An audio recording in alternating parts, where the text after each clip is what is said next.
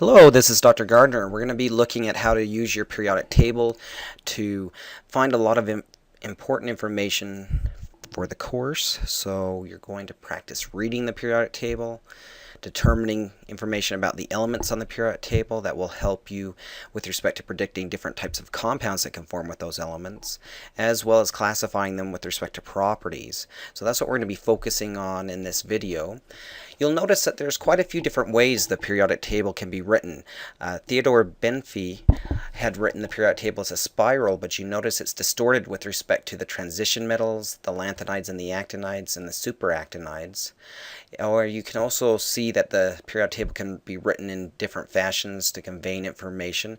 The left step periodic table is often used in physics, which indicates the filling of electron orbitals.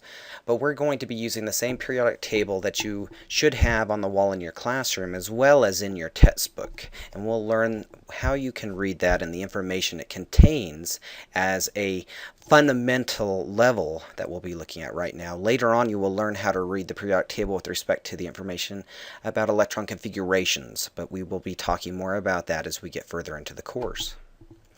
First of all, if we look at the modern periodic table, we can thank Dmitri Mendeleev for starting us on this path for the development of the modern periodic table. He organized the periodic table in the order of atomic weight to begin. We actually organize the periodic table currently with respect to atomic number. If you look at tellurium and iodine, you can see where atomic weight could actually be a concern with organization. He also determined how to organize elements that led to the current columns, the groups or families on the periodic table, by grouping elements initially with respect to similarity and properties. In fact, he was able to determine that there were certain missing elements that had not been discovered at that point. In fact, he helped determine that gallium, scandium, and germanium could be discovered, with noticing the trends and changes in periodic properties in different groups. If you would like to learn more about Dmitri Mendeleev, you can learn about his life and his work contribution to the periodic table by looking at these two YouTube videos if you would like. I'll let you do that on your own though. Let's go ahead and look at the modern periodic table and the information that it contains. If we look at the periodic table itself, you will notice at the top of the periodic table are numbers, and sometimes you'll see numbers and letters. If we go ahead and just number from 1 to 18 across, well, that's what you'll see in a lot of periodic tables, but you also sometimes will see a 1A, a 2A, a 3A, 4A, 5A, 6A, 7A, and 8A. Those columns are the main group elements, or the representative elements. We'll notice 3B, 4B, 5B up to my 1B and 2B here, that these that are designated with B's as columns are actually transition metals and contain some extra information with respect to those. We'll be referencing those as we continue on, as well as talking about lanthanides and actinides on the periodic table. I want you to notice we have some color coding to the different types of elements on the periodic table. On this slide, it's a green for metals, it's blue for nonmetals, and our metalloids are gray. Different periodic tables may have different color codings, so don't be surprised when you see that. For example, the periodic table in the front of your book will have a slightly different coding to the colors, but you will still have the same separation between metals, metalloids, and nonmetals, and we will discuss what each of those are with respect to their properties as we continue on in this discussion. If we look at a row on the periodic table, we can call that a period. So when we refer to a period, that's a row on the periodic table. That's where we're seeing periodically repeating properties of the elements. And if we look at a column on the periodic table, we will call that either a group or a family. Okay, the group is a more modern term, but you will see in a number of textbooks the old terminology, a family, with respect to columns on the periodic table. So if we look at a group here, here's my carbon group. They tend to be organized in columns with respect to similar properties, with respect to physical and chemical properties of the elements that are there. That gives you information so you can make predictions about what's happening with properties, and that's where we're periodically repeating that with each row on the periodic table. So remember, if I talk about a group or a family, we're talking about a column. If I'm talking about a period, we're talking about a row on the periodic table, so you'll need to know that type of terminology. Now we want to consider on our periodic table if there's special names for some of these groups or families, and there are. There's a few I would like you to know for this course. First of all, let's look at my group 1 or 1A. There's hydrogen there, but I'm going to focus on the metals: lithium, sodium, potassium, rubidium, cesium, francium. This group of metals, you probably kind of recognize the names of some of them. For example, lithium, you probably recall that you have lithium batteries that are used for laptops, cell phones, a number of portable electronic devices out there. Okay, these metals that are categorized in this group are called alkali metals. So you should know if we're talking about alkali metals, we're talking about lithium, sodium, potassium, rubidium, cesium, and so on. Okay. If we look at group, my column 2 or 2A, those are my alkaline earth metals. So that contains beryllium, magnesium, calcium, strontium, barium, and radium. So there's my alkaline earth metals.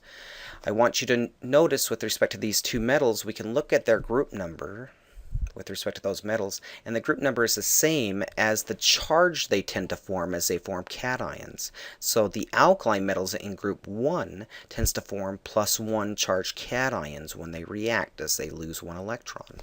My cations that form from group 2 metals tend to be +2 in charge. So I would end up with calcium having a 2+ charge when it forms a cation, when it reacts and loses 2 electrons. Now, one way you can remember why they are doing this is they tend to lose electrons until they have the same number of electrons as the noble gas before them. Our noble gases are in group 18, 8A, and so if lithium loses 1 electron to form a +1 charged cation, it has the same number of electrons as helium before it, and then it becomes very stable. So the noble gas is very stable, as we'll be talking about.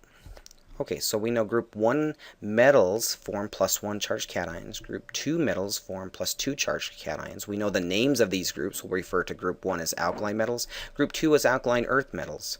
Okay, next we would like to determine the names of the group for fluorine, chlorine, bromine, and iodine. This is group 17 or 7A that you'll see up here. That group is considered the halogens. So if I ask you to list a halogen, you'd probably tell me fluorine, chlorine, bromine, or iodine. Now those halogens all tend to form -1 charged anions when they react by gaining 1 electron. Can you imagine why they would want to gain 1 electron? It's all about those noble gases again. They want to receive a stable set of electrons, which we call an electron configuration, that is the same as the nearest noble gas. Now you'll notice they need to gain 1 electron to have the same number of electrons as the nearest noble gas. So a neutral fluorine atom would have 9 electrons, the same as the number of protons in the nucleus, which I know the number of protons from the atomic number here. And if it were to gain 1 more electron, it would have the same number of electrons as neon. That's 1 to the right. So fluorine reacts to gain 1 electron to be like neon. Chlorine will gain 1 electron to be like argon. Bromine will gain 1 electron to be like krypton. And iodine will gain 1 electron to be like xenon. They will all form -1 charged anions, and that's the only anion charge I would predict to be stable on the halogens, because at that point they should gain the stability of the nearest noble gas. So the halogens all form -1 charged anions. Now let's try to predict what would happen with oxygen, sulfur, or selenium with respect to their ions. Well, oxygen is 2 away from the nearest noble gas, neon, and so oxygen could gain 1 electron and be like fluorine, but fluorine wasn't stable until it had gained an electron as well. So if oxygen were to gain a 2nd electron, it would have the same number of electrons as neon, which we call the same electron configuration as neon, and it gains extra stability then. So oxygen tends to form oxide, which is a -2 charged anion. Okay, sulfur tends to form sulfide, it's -2 charged ion, and selenium tends to form -2 charged ion. So the oxygen family or group tends to gain 2 electrons as they form ions to form anions. Okay, nitrogen and phosphorus tend to gain 3 because they would need 3 electrons to have the same number of electrons as the nearest noble gas. I've mentioned noble gases several times, so that's my column 18 or 8A here on the right hand side of the periodic table. Those are my noble gases. They're very stable. They tend to occur in the atmosphere and be stable and not react readily. They don't want to combine with other elements. They tend to exist as monoatomic atoms in the gas phase. And they don't end up with gaining or losing electrons very readily. So they tend to be neutral atoms in nature.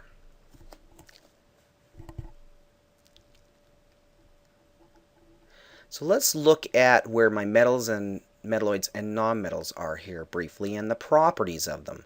Let's consider where my metals are. So I'm going to look at a slightly different periodic table, so the color coding is a little different. We're going to look at metals, and on this periodic table the metals are in blue. You'll notice that the metals are almost exclusively on the left-hand side of the periodic table. The only exception for that would be hydrogen. I've excluded all of the metalloids and nonmetals here, so we're focusing on just metals. So these are all the metals. We have my alkali metals, my alkaline earth metals, we have our transition metals, and we have a few metals beyond the transition metals in the main group again, like aluminum, gallium, tin, lead, for example. We have those over here on the right-hand side. Now, what characterizes metals are going to be some unique physical and chemical properties. One of the chemical properties that metals tend to exhibit is that, as I said before, they tend to lose one or more electrons to form a cation with a positive 1 or higher charge, depending on how many electrons they have lost.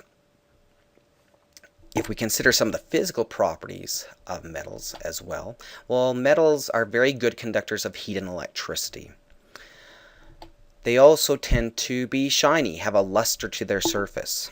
That's why you would use chrome plating, for example, on hubcaps and on bumpers in order to make your vehicle look very shiny with that luster from the chromium present. They also are very hard. They tend to be solids at room temperature in most cases. There are some exceptions to that. For example, mercury is a liquid at room temperature. Gallium at slightly above room temperature will soften and melt. In fact, if you're interested in how gallium melts, you can go ahead and read a book called The Disappearing Spoon, or you can see a video about a gallium spoon if you look it up on YouTube, search for gallium spoon. You can see a video of a gallium spoon in hot water melting, because at a slightly elevated temperature it will start to soften and melt into a liquid. Metals are also very malleable. This means we can beat them into thin sheets. It also means they tend to dent if you were to hit them with a hammer. Okay, metals are very malleable. They also tend to be opaque as a thin sheet, meaning you can't see through them, of course. And so those are some properties that we can predict. They're also ductile. You may not have heard that term before. Ductile means that we can stretch them into wires. Now, in your home, you probably have copper wires. Okay, for electricity. That's because we can go ahead and have these wires of copper. The metal's ductile, so I can draw it into wires, and it's a good conductor of electricity, so we tend to use that in our home for that reason. You also maybe enjoy some of the metals like silver or gold because of the luster, the shininess in jewelry. So you can see these are the properties that we would use to classify metals. Okay, next we're going to look at the nonmetals on the periodic table. Oh, I almost forgot to mention, don't forget the chemical property that metals tend to lose their outer electrons, their valence electrons. Those are the electrons that are held most weakly on the outside of the metal atoms. They tend to lose those to form cations. We're going to look at nonmetals now. The nonmetals, you'll notice, are almost exclusively on the right-hand side of the periodic table.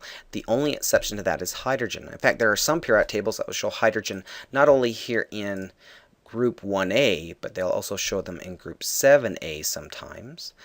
Okay, with respect to hydrogen, though, it's a nonmetal. It does not have the properties of metals, so it's the only exception. The rest of the nonmetals are going to be on the right-hand side of the periodic table. We're going to learn they're actually to the right of this stair step, which is the metalloid line.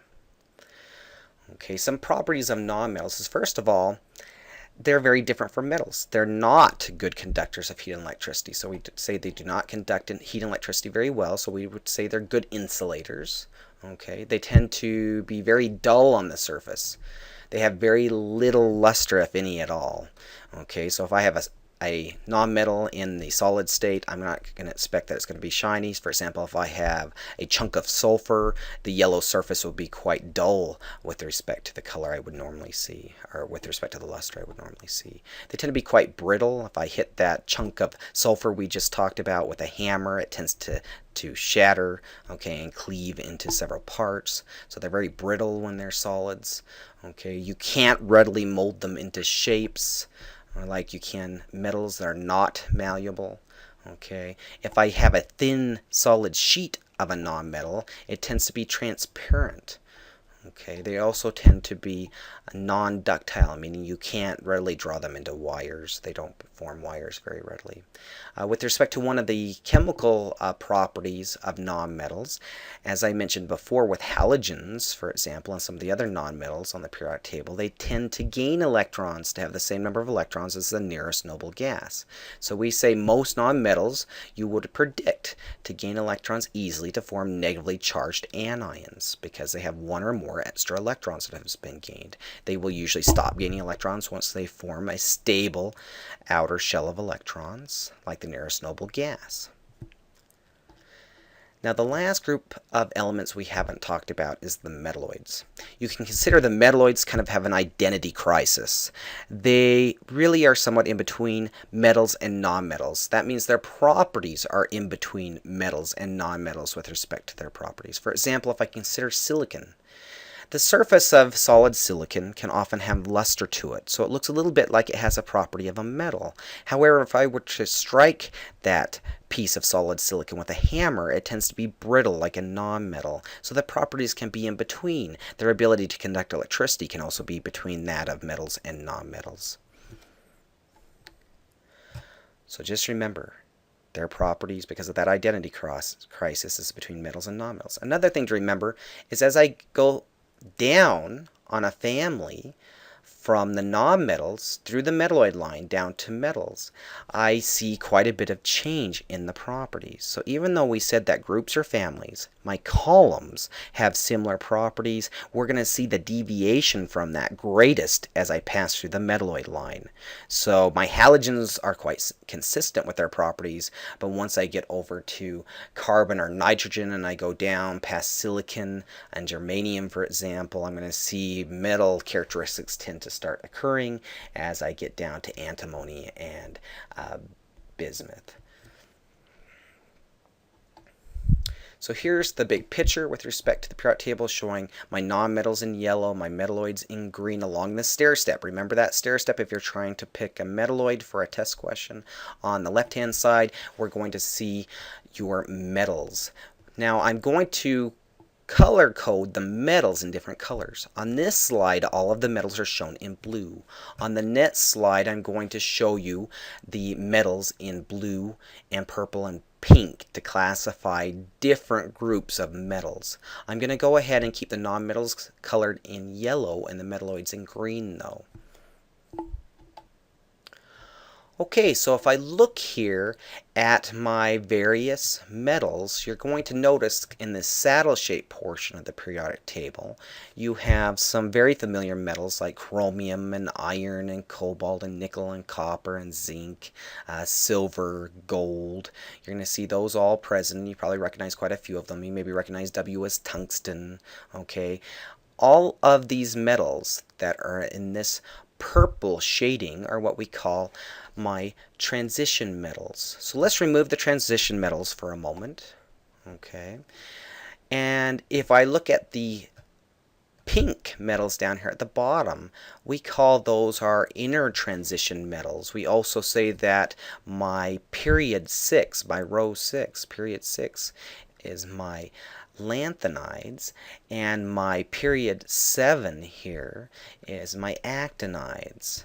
Let's remove the lanthanides and actinides for a minute. Now all of the metals that I still have present, in blue here, we would say those are main group metals are representative metals. We would say all the elements that we still see now, our main group elements, are representative elements. So all of the metalloids, nonmetals, and metals present are main group or representative elements. I want you to notice something about your group notation at the top, the 1A or 2A or 3A or 4A or 5A, 6A, 7A, 8A. All the main group elements or representative elements on some periodic tables are shown with this A notation, where my transition metal groups or columns had a B notation on some periodic tables.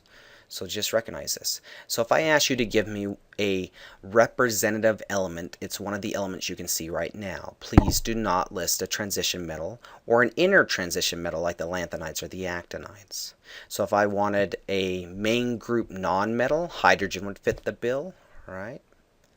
Helium would fit the bill. Nitrogen or oxygen would fit the bill. If I asked for a main group metalloid, well, they're all main groups, so I could say silicon, that would be just fine, or germanium or antimony. If I go ahead and want to know a representative element that's a metal, well, I could say lithium, or I could say my tin or my lead, okay, or gallium or aluminum. Those would all be main group or representative metals. Please notice that these 8 groups, these 8 families, are labeled with an A.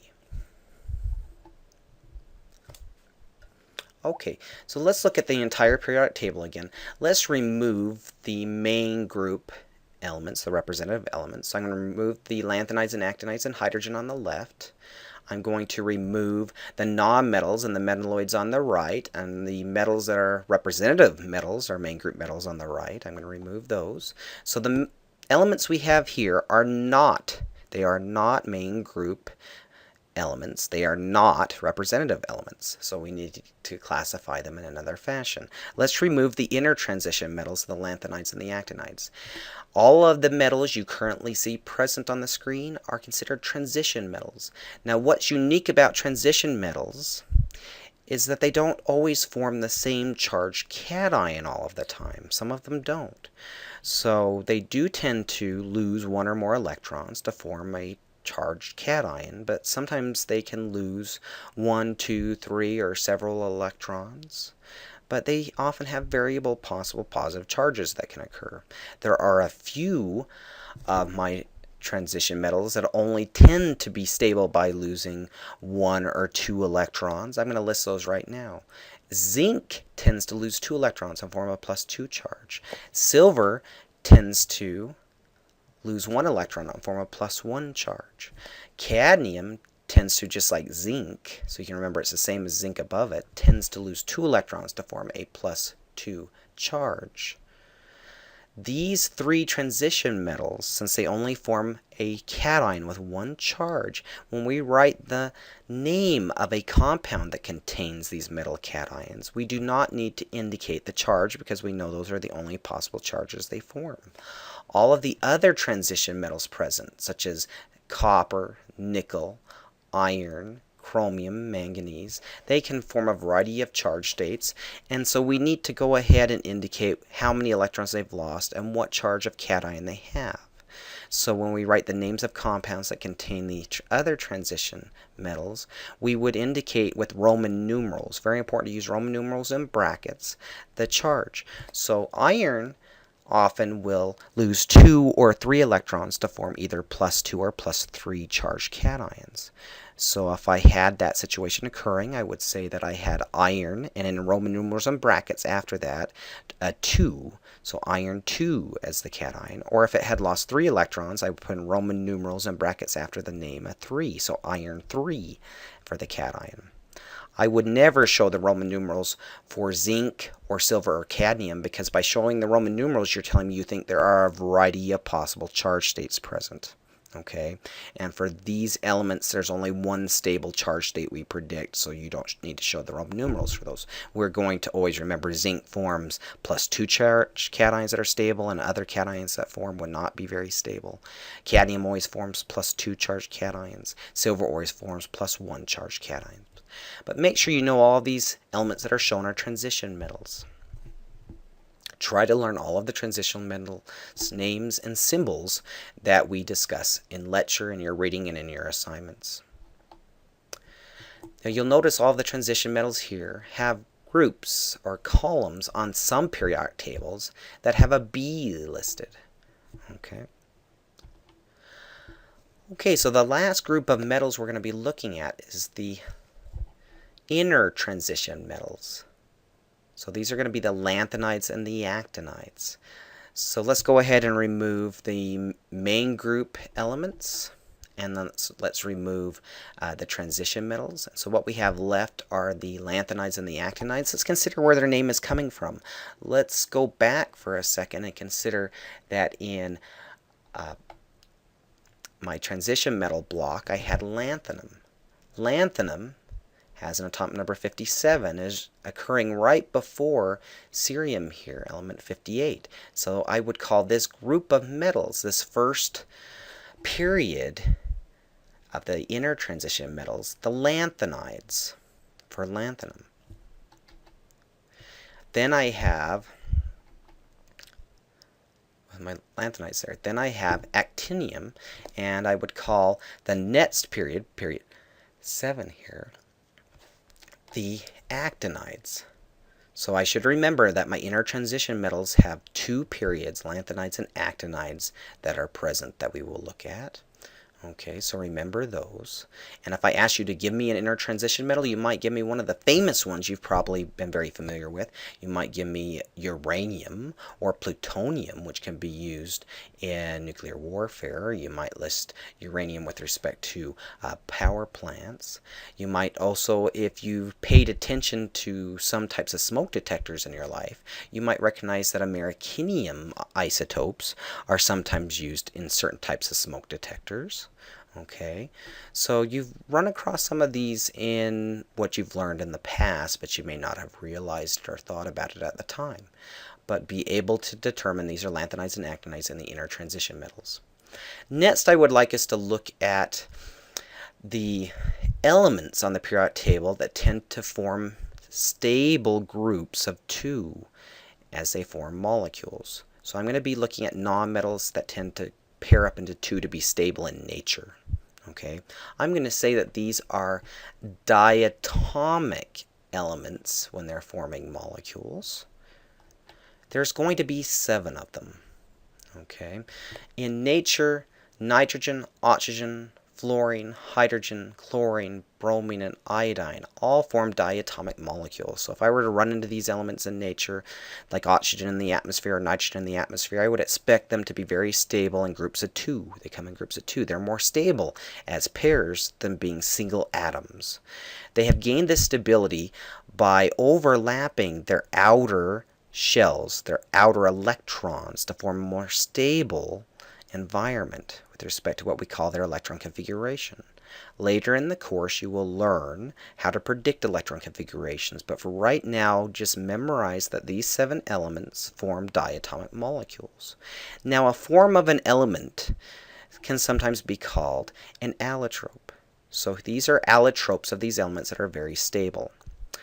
So if I look at these elements on the periodic table, go ahead and look at the periodic table in the front of your book. If you open up the periodic table in the front of your book, you remember hydrogen's over on the left-hand side. These other elements are over on the right. They're all nonmetals that we're looking at, forming these diatomic molecules. And you'll notice that nitrogen, oxygen, fluorine, chlorine, bromine, and iodine forms a little 7 on the periodic table. Use that as a mnemonic device. That's a little memory aid to help remember the diatomic elements. So they form a 7 on the periodic table, but let's count them. Nitrogen would be 1, oxygen would be 2, fluorine would be 3, chlorine would be 4, bromine would be 5, iodine would be 6. But we drew a 7 on the periodic table when I looked at these. That reminds me there's a 7th element that forms a stable diatomic molecule, hydrogen. So hopefully at this point forward it'll be really easy to remember the diatomic elements and the molecules that they're forming with 2 atoms each in nature. By remembering that 7 on the periodic table, that reminds you there's a 7th element, that's hydrogen over on the left-hand side. Okay, so that should be pretty straightforward. Now, why in the world do I want you to learn the diatomic elements that are present? It's because when we write chemical reactions later in the course, we might be describing them by talking about oxygen. And if I say, okay, well, oxygen's reacting, let's say, with a fuel like methane or gasoline, or if it reacts with hydrogen gas, okay, if I have oxygen reacting with different types of fuels, well, if it's the most stable form of oxygen reacting, which is what we predict to be in the atmosphere, that's what you normally are using in the combustion of gasoline in your car, is the oxygen in the atmosphere. It exists in packets of 2. So I would need to write oxygen with my subscript 2 after it. That subscript after oxygen indicates that there's 2 oxygen atoms bound together by overlapping their outer electrons to form what we call a covalent bond. By sharing electrons, we have formed a covalent bond between nonmetals. Nonmetals like to form these types of covalent bonds for extra stability. So when I write the combustion of a fuel as a chemical reaction, you should remember to write O2. If you forget to write the subscript 2, that's telling me you think you have the less stable form of oxygen, which would be a monoatomic atom of oxygen. That takes energy to break these covalent bonds because they were more stable. So in the atmosphere, oxygen would tend to react fairly rapidly if it was only one atom by itself. Okay, so in combustion reactions, it's almost always O2 that we predict to be reacting. So you should be predicting with these elements in chemical reactions, you will often be starting with the diatomic element present. And this slide shows you they're all diatomic because of the subscript 2 after the element's atoms. So those 2 atoms are bound to one another with those covalent bonds to form diatomic molecules. So just remember that. You will get a point deduction if you have an assignment or a test question where you should have realized you had a diatomic elemental molecule and you forgot to put O2, let's say, or N2. If we want you to be thinking about monatomic oxygen, we would need to specify it because that's a less stable form of oxygen in nature. Okay, so try to learn these 7 diatomic elements. I have been known on tests to ask students to list the 7 diatomic elements present on the periodic table. The next thing we're going to consider is how to predict charges again. So we're going to go back and look at charges of elements on the periodic table, but we're going to try to keep things fairly simple. We want to look at just single atoms and what type of ions they tend to form with respect to the charges that they have. Now there's a few things to remember when we're considering the periodic table. Remember, metals tend to lose 1 or more electrons to form a positively charged ion, and we call positively charged ions cations. If you write cation down on a piece of paper, it's C-A-T-I-O-N. T, if you imagine that T is a plus sign, it'll remind you cations are positively charged. That's a nice mnemonic device to help you remember that. The T, think of it as a positive sign. So your metals tend to form positive cations, okay, when they lose 1 or more electrons. Metals do not readily gain electrons, so we don't predict metals to readily form anions. That's much less likely. My nonmetals, remember those are on the right-hand side of the periodic table except for hydrogen, they tend to gain 1 or more electrons, and they're gaining 1 or more electrons to have the same number of electrons as the nearest noble gas to gain stability. Since they have gained 1 or more electrons, they tend to have a negative 1 charge or greater. Okay. When we have metals and nonmetals forming their ions, well, the metals are forming plus charged cations, the nonmetals are forming negatively charged anions. When that occurs, we tend to form what we call ionic compounds. The cations, with their positive charge, is attracted to anions with their negative charge. And that attraction forms a compound where the ions are attracted to one another, and they become stable in what we call an ionic lattice. And we end up with having those ions present in what we call ionic compounds because we transferred electrons. Metals were losing them, nonmetals were gaining them. Whereas when we're talking about the diatomic elements, they didn't transfer electrons when the nonmetals reacted with one another. They shared electrons. That's going to be an important principle later on in the course. Okay, so let's try to predict the charges on some simple monoatomic ions. Let's make sure you know what a monoatomic ion is. A monoatomic ion, monoatomic means a single atom, and we know an ion is going to be an atom or group of atoms that has gained or lost 1 or more electrons. Okay, since we're talking about a monoatomic atom, a monoatomic ion here, it's just a single atom that has gained or lost 1 or more electrons. There are such things as polyatomic ions, which are groups of atoms that are bonded to one another, that lose or gain one or more electrons. We will look at polyatomic ions later, but let's predict charges on some simple monoatomic ions to begin with. So let's go ahead and look at the left-hand side of the periodic table. We've already discussed group 1 or 1A. What was the name of group 1A again? It was the alkali metals, right? Lithium, sodium, potassium, rubidium, cesium, and francium. Now remember, the alkali metals tend to lose one electron. They're stable with a +1 charge. This +1 charge is where we stop usually with how many electrons these metals lose when we gain this stability, because then they have one less electron, which means they have the same number of electrons as the noble gas before them. So lithium would have the same number of electrons as helium before it, and it gains some of that stability of the noble gases. The noble gases are very stable. We consider them inert. That means that they don't readily react with other elements. Okay. If we consider the alkali metals, you should just remember they all form +1 charged cations, and now you have that memorized, hopefully. Same as its group number. Its group number is 1, forms +1 charged cations. The alkaline earth metals is a group number 2. I bet I don't even need to remind you what the charge is for group 2 metals. They are metals, so we predict that they will lose electrons to form a cation, and the group 2 metals lose 2 electrons to form a +2 charged cation. So magnesium's a 2+, my calcium's a 2+, strontium's a 2+, barium's a 2+. Those are the only stable cations we predict for the alkaline earth metals. They lose 2 electrons and again stop. Once they have the same number of electrons as the nearest noble gas, they gain some extra stability there. Okay, let's go ahead and go across to the right-hand side of the periodic table. We're going to look at another main group or representative element. We're going to look at aluminum.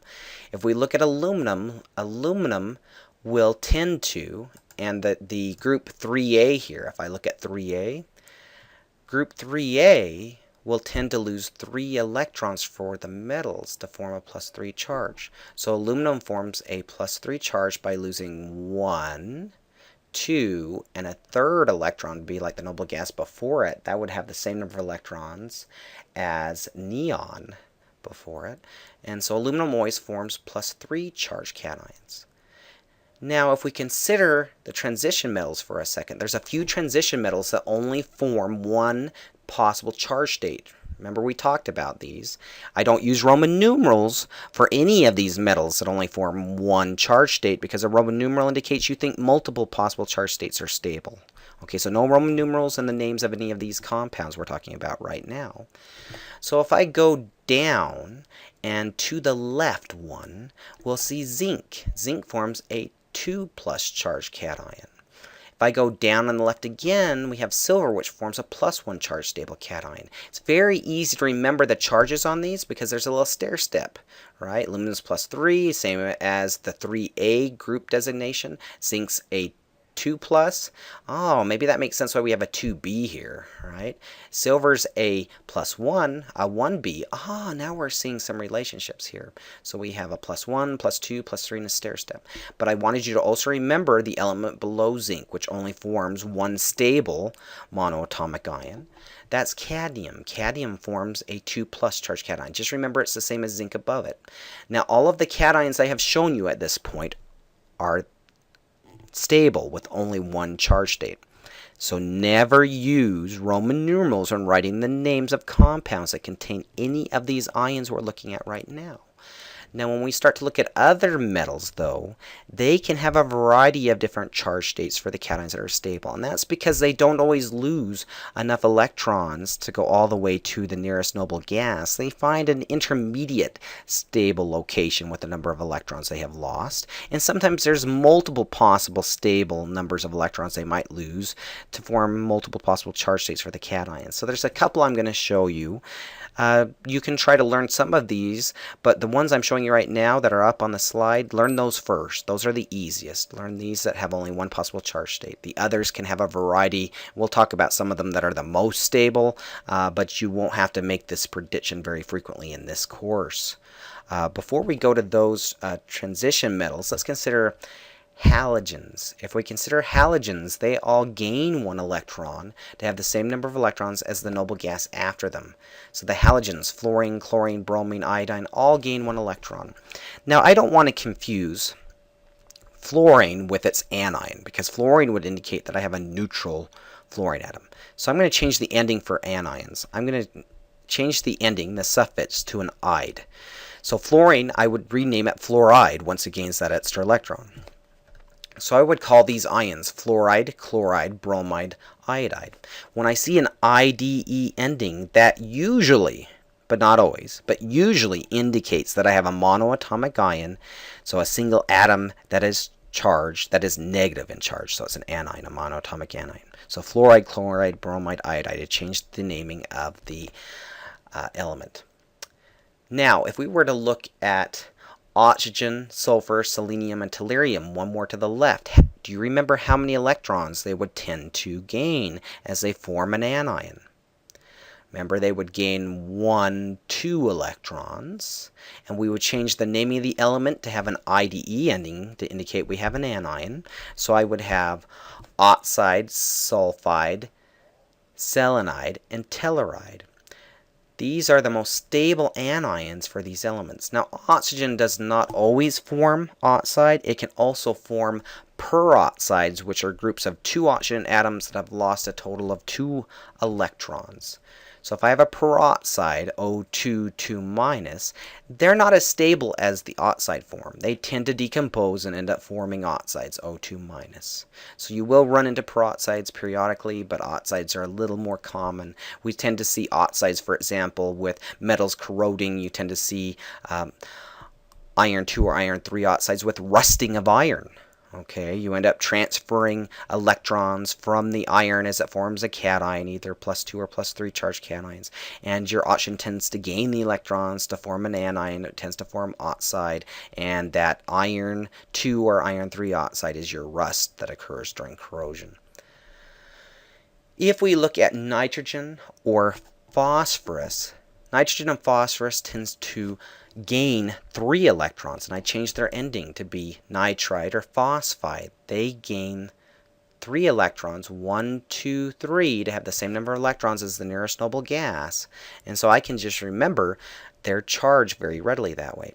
Another way you can remember the charge on these nonmetals is if you take their group number, 15 or 5a, and if you subtract the group number of the noble gases, 18 or 8a, from it, you'll get the charge. So if I take 5 and subtract 8, I'll get a -3. If I take 15 and subtract 18, I'll get a -3. So I can remember that, or I find it usually just easy to remember that it's 1, 2, 3 elements away from a noble gas, so it has to gain 3 electrons to have the same number of electrons as the nearest noble gas, which would be neon in this case.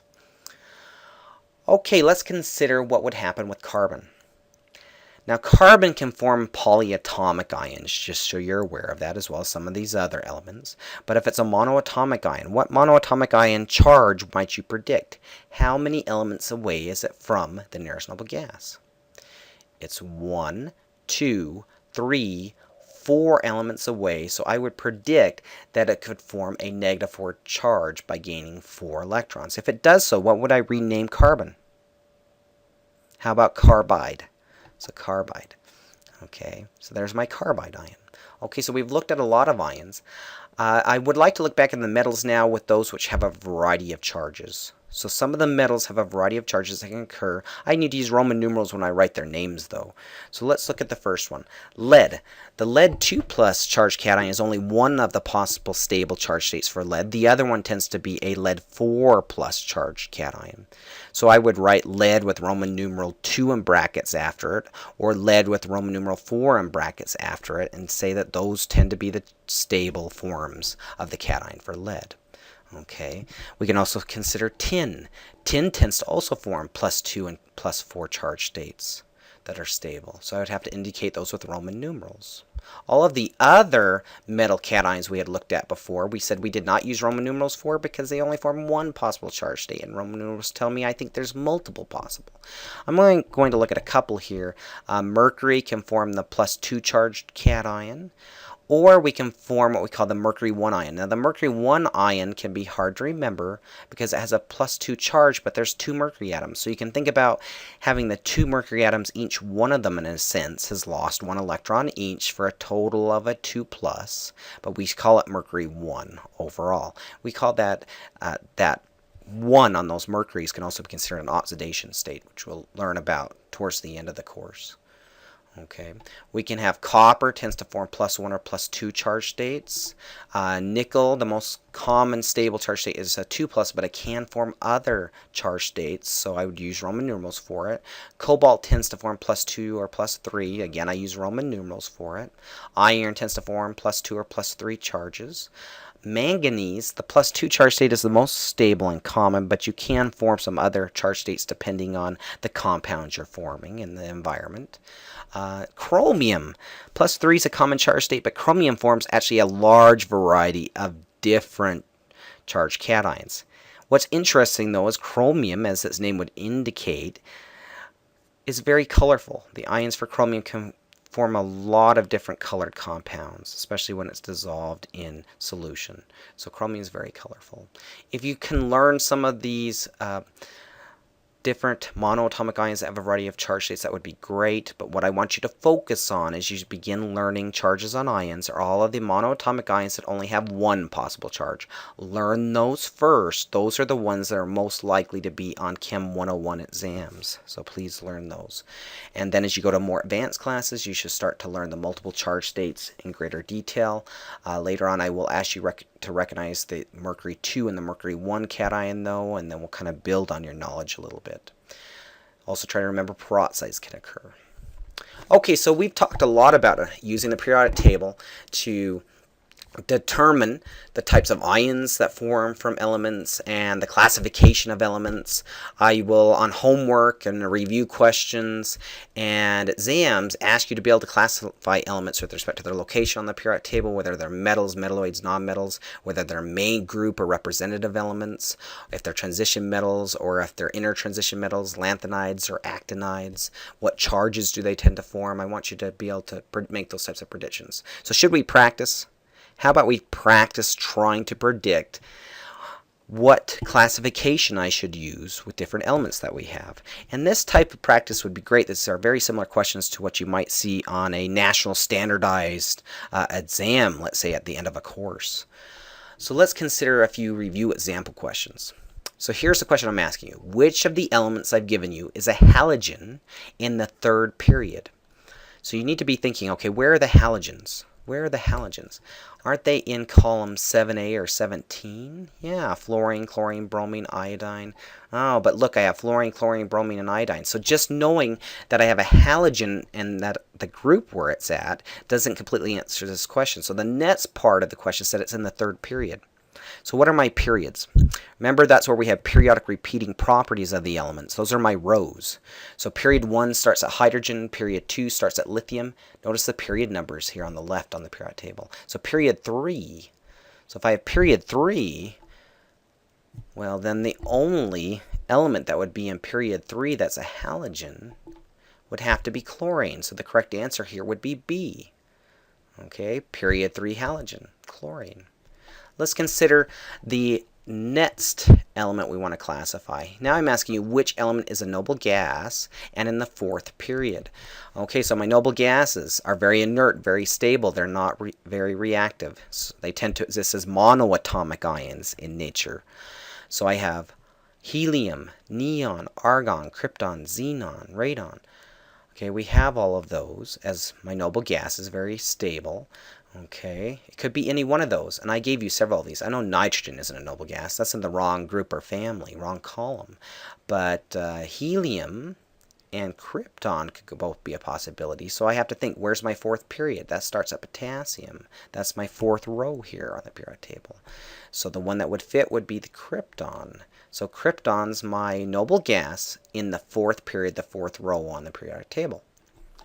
Let's consider which element is in the fifth period and classified as an alkaline earth metal. Okay, so it's a metal, so it's on the left-hand side of the periodic table, right? Okay, at least to the left of the metalloid line here. And we remembered that I had metals with this type of name for the group over on the left side, all the way over on the left. What was my first group's name? Was that alkaline earth metals? No, it wasn't, was it? That was an alkali metal group. Group 2 was my alkaline earth metals. You notice we're using alkali or alkaline? That's because these metals, when they react in water, for example, they tend to form hydroxides. They tend to form oxides or hydroxides, and they tend to form basic solutions, which we would say basic solutions are alkaline. So it kind of makes sense. So these alkaline metals, okay, if I was trying to find one in the 5th period, well, that would be strontium, wouldn't it? So I would have B as my answer. So strontium would be the best answer because it's in period 5 and it's an alkaline earth metal, which is group 2. So you should be able to do all of this on exams in the final. So keep practicing. Okay, so if I was asking myself which of these is the 4th period transition metal that produces only +2 charged stable cations? So which elements tend to form +2 charged stable cations? Well, was it group 1? No, they form +1 charged cations. So none of the group 1 elements would fit the bill. My group 2 elements, do they form +2 charged cations? Sure they do. I also talked about the only stable +2 charged cations that are beyond that we tend to predict to be the only charged state that we predict stability for, so they're not going to be the transition metals that form a variety of charged states, would be zinc or cadmium. They only tend to form, zinc and cadmium tends to only form cations with +2 charged states. But you notice I said it's in the 4th period. So if I'm thinking about this, I said it's a transition metal, so it can't be an alkaline earth metal. So that wipes out group 2. And so it's a transition metal here. So it would have to be zinc or cadmium. So I have to look at the 4th period. Well, that's going to be zinc. So zinc would be the correct answer here. Zinc's the correct answer for this one. Transition metal in the 4th period that only forms a stable +2 charged cation, no other stable charge state. Okay, our next question. What is the 3rd period element that is expected to form +3 charged cations? So let's start in the 3rd period. Would sodium fit the bill? No, that's an alkaline metal. It's in group 1. It forms +1 charged cations, right? Would magnesium fit the bill? No, that's an alkaline earth metal. It's in group 2. They form +2 charged cations. They lose 2 electrons to have the same number of electrons as neon, the noble gas before them on the periodic table. If I look at aluminum, remember it loses 1, 2, 3 electrons to be like neon before it. And so it's the one that forms +3 charged cations that are stable. And if I go beyond aluminum, I get to silicon as a metalloid and then nonmetals, so those wouldn't fit. So aluminum's the best choice for the 3rd period element that's expected to form stable +3 charged cations. Okay, so which 3rd period element then is expected to form +2 charged cations? Okay, we already talked about that. That would be my group 2, my alkaline earth metals. I expect magnesium to be that element. So which 3rd period element is expected to form +1 charged cation? So again, I'm still in period 3. Alkaline earth metals group 1. Sodium tends to form +1 charged cations. Okay. How are you doing on these? You might want to go back and practice these or go ahead and quiz your friends in a study group. Okay. You're welcome to pause these and go back through these later. Pause them and answer it for yourself before I give the answer. Keep practicing. What's the 4th period element that is expected to form a -1 charged monatomic ion? Now, it's a -1 charge, so this is going to be an anion, right? So do we expect metals to form anions?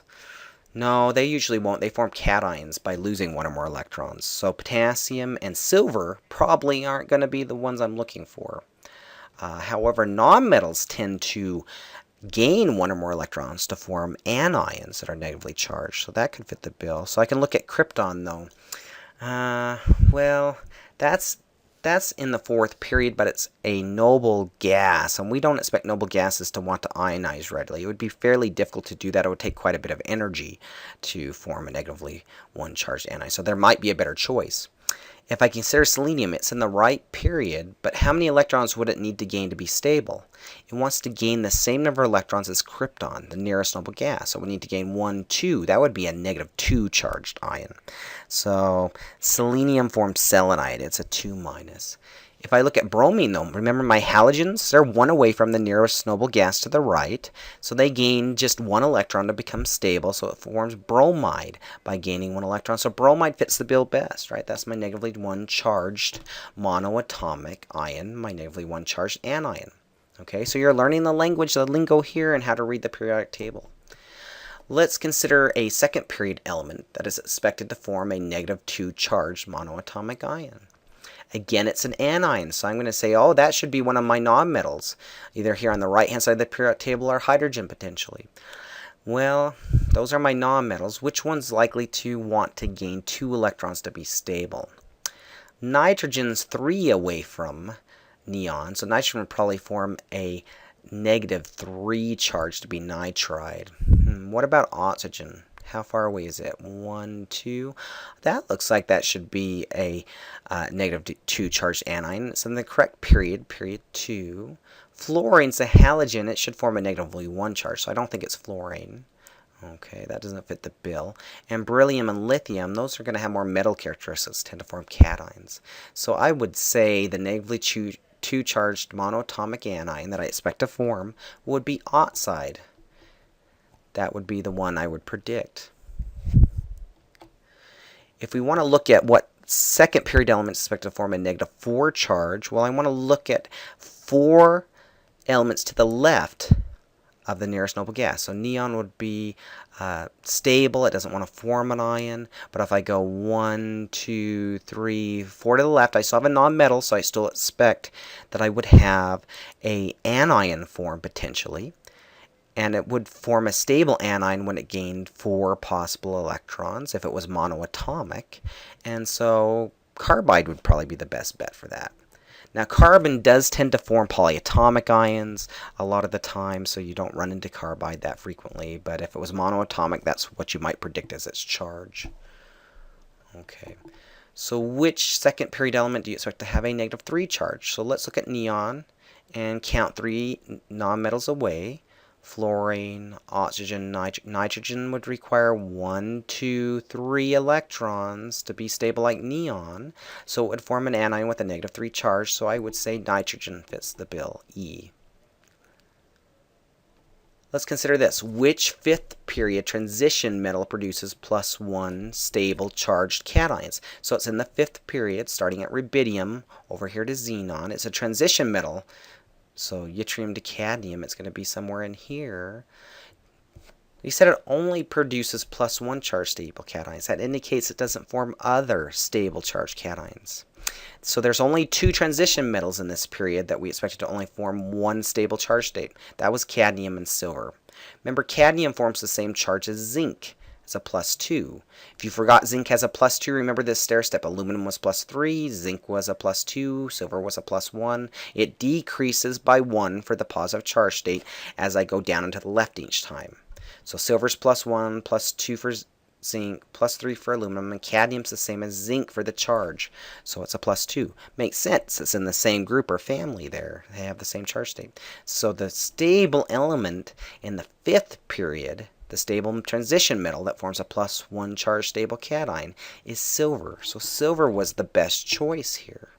Okay, so you have to think through this to answer these types of questions.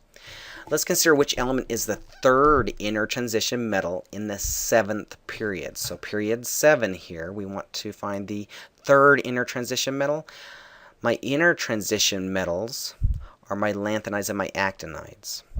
Period 7 indicates that I'm going to be in my actinides. So here's period 7. So if it's my third inner transition metal in that 7th period, that would be uranium. So uranium would be the best choice. Okay. Which would be the third period semi-metal?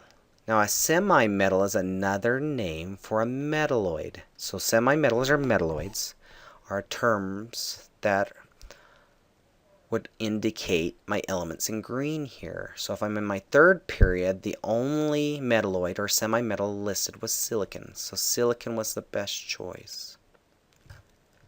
Let's try this one. Which fifth period element produces stable diatomic molecules?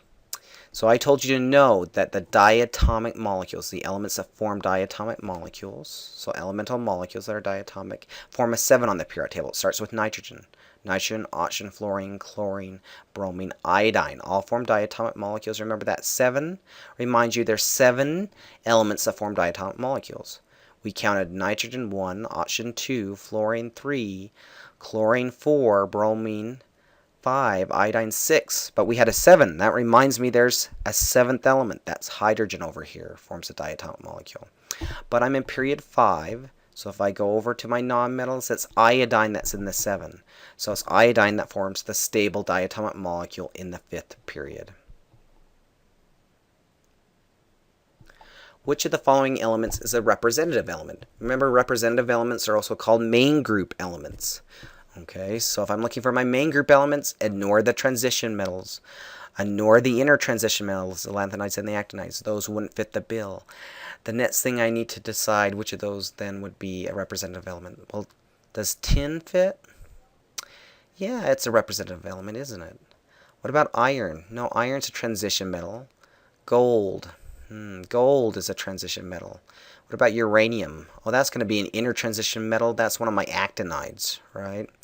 And silver is one of my transition metals. So the best choice here was A. It was tin.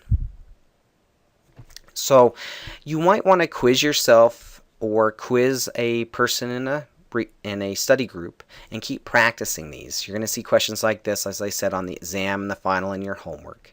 So good luck. I hope you found this video helpful. You can go ahead and review it as you need it. Okay? Have a great day.